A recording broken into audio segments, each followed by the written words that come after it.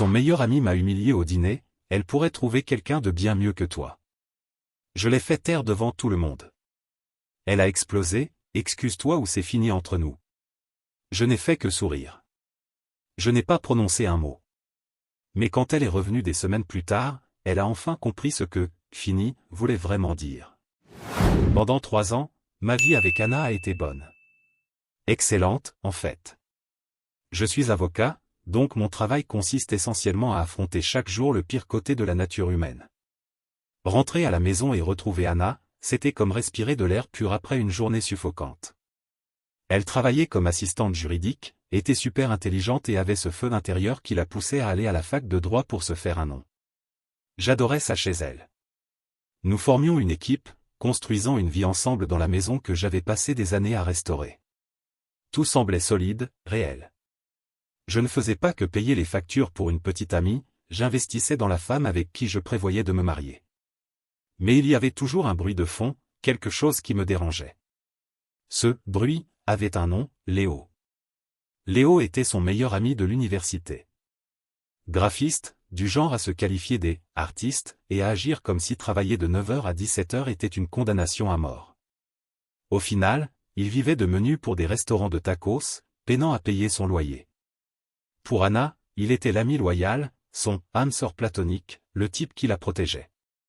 Pour moi, c'était un parasite avec un complexe de supériorité, qui semblait avoir fait de sa mission de vie de miner notre relation. Je dois admettre qu'il était doué pour ça. Jamais assez direct pour que je puisse le confronter. Toujours de petites piques, du venin déguisé en compliment. Son sujet préféré, c'était l'ex d'Anna, Alex, un musicien qui lui avait brisé le cœur. Si je l'emmenais en voyage spécial au Mexique, Léo trouvait toujours un moyen de rappeler une sortie camping improvisée qu'ils avaient faite ensemble. « Tu te souviens de ça, Anna » disait-il, tout nostalgique. Ces moments ne s'organisent pas, ils arrivent simplement quand tu es avec quelqu'un qui comprend ton esprit libre. Son message était toujours le même, j'étais le choix sûr et ennuyeux, tandis que lui était le gardien de la vie palpitante qu'elle laissait derrière. Et Anna, elle adorait ça. Elle buvait ses paroles comme du miel. Totalement aveuglée par ce rôle des « amis protecteurs » qu'il s'était donné.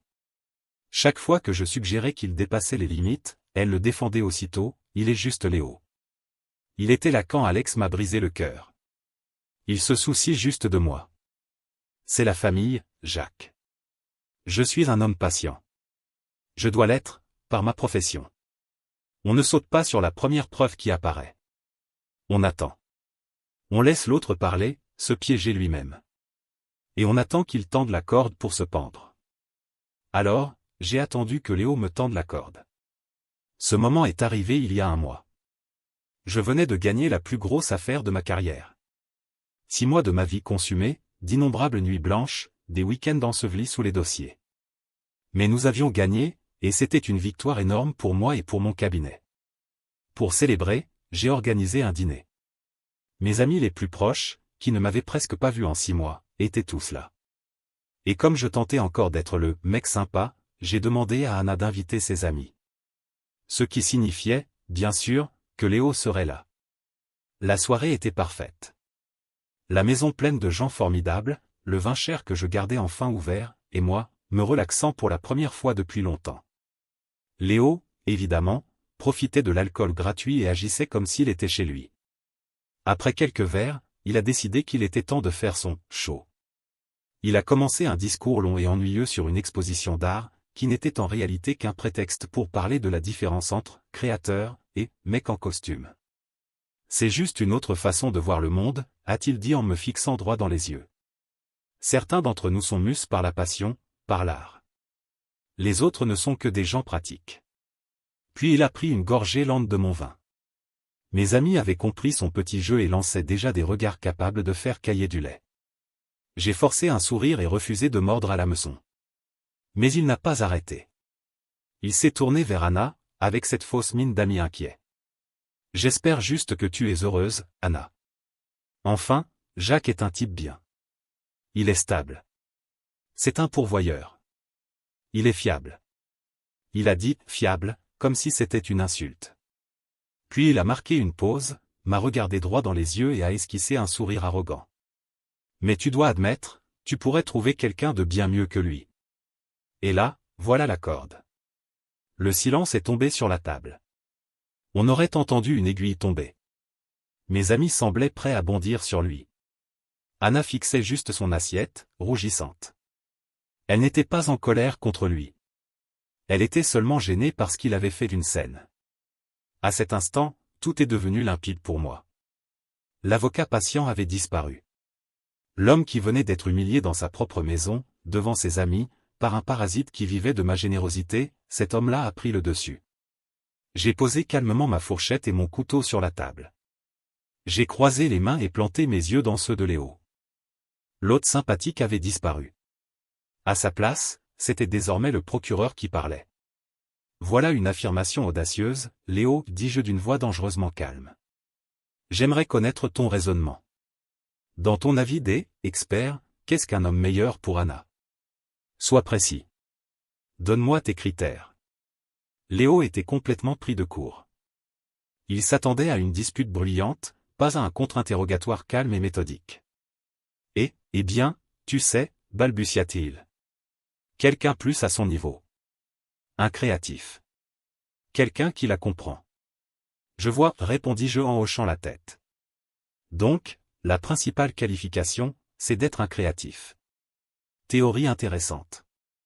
Et j'imagine que tu te vois dans ce rôle, n'est-ce pas? Je comprends Anna mieux que quiconque, dit-il en bombant le torse. Parfait, rétorquai-je. Alors tu es l'étalon or. Analysons cela. Ajoutons quelques facteurs plus concrets que des vibes. Parlons d'investissement. Tout le monde à table savait, Anna en était à sa 2e année de droit. Un programme de haut niveau, avec un prix à la hauteur. Je payais tout, absolument tout. C'était un investissement financier énorme, bien sûr, mais aussi un investissement de foi. La foi en elle et en notre avenir commun. Alors, ma question pour toi, Léo, toi qui te proclames l'étalon or de ce qui est mieux pour Anna, est la suivante: qu'as-tu investi dans son avenir, à part tes opinions négatives à mon sujet? Le visage de Léo devint livide.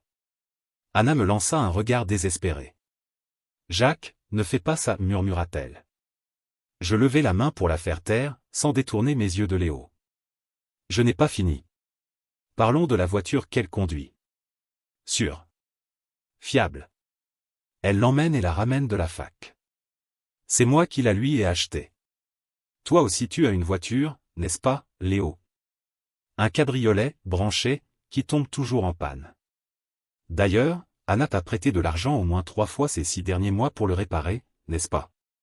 De l'argent qui venait de notre compte commun, dans lequel, soit dit en passant, je suis le seul à déposer. Donc, d'une manière très concrète, Léo, je n'investis pas seulement dans l'avenir d'Anna. Je finance aussi ta petite caisse de hipster. De rien. Un de mes amis ne put s'empêcher d'éclater de rire avant de se reprendre en toussant. Léo avait l'air d'avoir reçu une gifle. Et pour finir, continuai-je, me penchant en avant, la voix plus basse, parlons de cette maison. Le toit au-dessus de sa tête. C'est moi le propriétaire. C'est moi qui paie l'hypothèque. C'est moi qui répare ce qui casse. Toi, en revanche, tu as déjà été en retard sur ton loyer tellement de fois qu'Anna a dû te dépanner encore avec l'argent que j'ai gagné. Je pris une profonde inspiration. Donc, résumons ton argument pour le jury, enfin, pour la table. Ta position est qu'un homme qui offre un foyer stable, une voiture fiable et une éducation de haut niveau entièrement financée est un choix inférieur pour Anna. Tandis que, selon ta définition, le « meilleur homme » serait quelqu'un qui est un trou noir financier, qui draine ses ressources et qui, en retour, tente de saboter systématiquement sa relation à cause d'une obsession pathétique, transparente et profondément malsaine.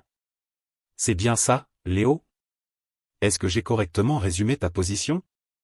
Je me suis adossé à ma chaise. Le plaidoyer final était fait. Le silence s'est abattu sur la pièce. Léo était détruit, comme un témoin démantelé à la barre. Assis, humilié, incapable de réagir. J'ai regardé mes amis, tous fixant Léo avec un mépris ouvert. Puis j'ai regardé Anna. Son visage était un tourbillon d'émotions. Mais celle qui a pris le dessus, qui a percé le choc et la honte, ce n'était pas le soulagement. Ni la gratitude. C'était la haine. Une haine brûlante. Elle s'est levée brusquement, faisant racler sa chaise sur le sol. Tout son corps tremblait. Je n'arrive pas à croire que tu aies fait ça. Siffla-t-elle. Tu l'as humilié devant tout le monde. Il s'est humilié tout seul, Anna, répondis-je, lasse. Je n'ai fait que présenter les preuves. Présente-lui des excuses, exigea-t-elle, les yeux flamboyants, toute sa fureur dirigée contre moi. Tout de suite. Excuse-toi auprès de mon meilleur ami pour ce que tu viens de faire. Ou c'est fini entre nous. Et voilà l'ultimatum. La pièce finale à conviction. Elle se tenait face au décombre d'un homme qui venait d'être exposé comme un parasite manipulateur, et malgré tout, elle le défendait. Elle le choisissait. L'amour que je ressentais pour elle n'était pas seulement mort. Il avait été exécuté. Je l'ai regardé et, pour la première fois, je l'ai vu avec une clarté totale. Je ne me suis pas mis en colère. Je n'ai pas crié. J'ai seulement souri. Un sourire petit, triste et définitif. Je n'ai rien ajouté. Je me suis levé, j'ai pris mon verre de vin et je suis allé dans la cuisine, la laissant seule dans la salle à manger silencieuse. L'affaire était close. Le verdict avait été rendu. Les conséquences de ce dîner furent rapides. Anna et Léo sont partis ensemble, enveloppés dans le drame. Elle a emménagé chez lui cette même nuit. Une décision, sans doute, prise sous l'effet de la colère et de son humiliation à lui. Dans sa tête, elle pensait avoir lancé l'hameçon. Elle s'attendait à ce que je rentre de retour, à ce que je m'excuse, que je fasse tout ce qu'il faudrait pour réparer ce que, selon elle, j'avais brisé. Elle n'avait aucune idée que j'avais simplement accepté ces termes. Pendant 2 semaines entières, j'ai disparu. Je n'ai pas répondu aux appels. Je n'ai pas répondu aux messages qui ont commencé par de la colère, puis de la confusion, avant de devenir des supplications. J'ai aussi ignoré les amis communs qu'elle avait envoyés pour plaider sa cause. J'étais un fantôme. Au lieu de courir derrière elle, je me suis plongé dans le travail. Ma maison, qui autrefois semblait être la nôtre, paraissait désormais une scène de crime. J'ai passé un week-end entier à emballer soigneusement toutes ces affaires dans des cartons. Ce n'était pas un acte de colère. C'était une purification. J'étais comme un exécuteur qui clôturait la succession d'une relation morte. Quand j'ai eu terminé, j'ai empilé les cartons dans la chambre d'amis, changé toutes les serrures et réinitialisé les codes de sécurité. Ensuite, j'ai passé 2 coups de fil. Pas facile, mais nécessaire. Les conséquences logiques du verdict qu'elle-même m'avait donné ce soir-là. Le premier fut au doyen des admissions de sa faculté de droit. J'avais un bon rapport avec lui en tant qu'ancien élève. Je lui ai expliqué, d'un ton calme et professionnel, qu'en raison d'un changement définitif de mes circonstances personnelles, le fonds privé de bourse que j'avais créé pour financer les frais de scolarité d'Anna serait dissous, avec effet immédiat. Le deuxième appel fut pour l'associé gérant de mon cabinet. J'avais beaucoup manœuvré pour obtenir à Anna un stage d'été très convoité chez nous. Une opportunité en or pour sa carrière. J'ai expliqué qu'un conflit personnel grave et irréconciliable avait surgi, et que l'offre devait être retirée. Je ne l'ai pas fait avec joie. Mon soutien envers elle avait toujours reposé sur notre contrat de partenariat. Mais c'est elle qui avait brisé ce contrat. Exactement 2 semaines après ce dîner, elle s'est présentée à ma porte. J'ai tout vu par la caméra de sécurité, d'abord elle a essayé sa clé, confuse, puis frustrée quand elle n'a pas fonctionné. Finalement, elle a sonné. J'ai ouvert la porte avec la chaîne de sécurité en place. Elle était détruite. La colère, juste, avait disparu, remplacée par un désespoir épuisé. La réalité de vivre avec un artiste narcissique et fauché avait été rude. « Jacques, il faut qu'on parle, dit-elle. »« Non, Anna, il ne faut pas, répondis-je. Tu as fait ton choix. La conversation est terminée. Tu ne peux pas jeter 3 ans à la poubelle à cause d'une dispute, implora-t-elle, les larmes aux yeux. Ce n'était pas une dispute, Anna. C'était un moment de vérité. Tu as reçu un choix clair, ton partenaire ou l'homme qui a passé des années à essayer de détruire notre relation. Et tu l'as choisi. Tu as exigé que je m'excuse auprès de lui. Tu as choisi de défendre le parasite. Ce n'est pas quelque chose que je puisse oublier. La panique s'empara d'elle quand elle comprit que je ne céderais pas. Mais, et tout ce qu'on avait prévu? Balbutia-t-elle. La fac, le stage? Eh bien oui, répondis-je, laissant le silence peser. Les frais de ton dernier semestre arrivent la semaine prochaine, pas vrai? J'espère que toi et Léo avez un plan, parce que mon investissement dans notre avenir est terminé. Son visage devint livide. Quoi? Souffla-t-elle. Et le stage dans mon cabinet, poursuivis-je, implacable. Il a été annulé. Le cabinet prend les conflits d'intérêts très au sérieux. Elle chancela en arrière, la main sur la bouche. Le stage était son billet doré. L'avenir dans lequel elle croyait tant était en train de s'évaporer sous ses yeux. Tu ne peux pas faire ça, sanglota-t-elle. Jacques, s'il te plaît, tu ne peux pas? C'est déjà fait. Les actions ont des conséquences. Tu m'as donné un ultimatum, excuse-toi ou c'est fini. J'ai choisi, fini. Maintenant, tu dois vivre avec les conséquences. Va demander de l'aide à Léo. L'homme qui est soi-disant bien meilleur que moi. Je suis sûr que son génie créatif a un plan pour payer tes 50 000 $ de frais de scolarité et remplacer la carrière que tu viens de perdre. J'ai refermé la porte devant son visage en larmes. Je ne me suis pas senti heureux. Je ne me suis pas senti triste. Je me suis simplement senti en paix. Le procès était terminé. La suite fut prévisible. La vie d'Anna s'est effondrée. Elle a dû abandonner la fac de droit à quelques mois de la fin. Le rêve est mort. Elle et Léo vivent apparemment toujours ensemble dans son minuscule appartement. D'après ce que j'ai entendu de mes amis, c'est un enfer particulier. Elle est consumée par le ressentiment pour tout ce qu'il lui a coûté. Et lui, coincé avec une femme qui est le rappel vivant et amer de sa propre médiocrité. Il a eu, la fille, mais une version brisée d'elle, une qu'il est incapable de réparer. Je n'ai pas fait tout ça par vengeance. Je l'ai fait pour moi. Une relation est un contrat, et elle a violé la clause la plus fondamentale, la loyauté. Mes actions n'étaient pas une punition. C'était simplement l'application des termes. Elle voulait savoir ce que signifie vraiment, fini. Maintenant elle sait. Cela signifie que le soutien s'arrête, l'investissement prend fin, et que le bâtisseur s'en va, te laissant dans les décombres de la maison que tu as toi-même incendiée. Commentaire Monsieur Reddit. Elle a échangé un avocat stable, une maison et un avenir assuré contre un artiste fauché et un cabriolet en panne. Félicitations, Anna, tu as vraiment décroché le jackpot de la médiocrité.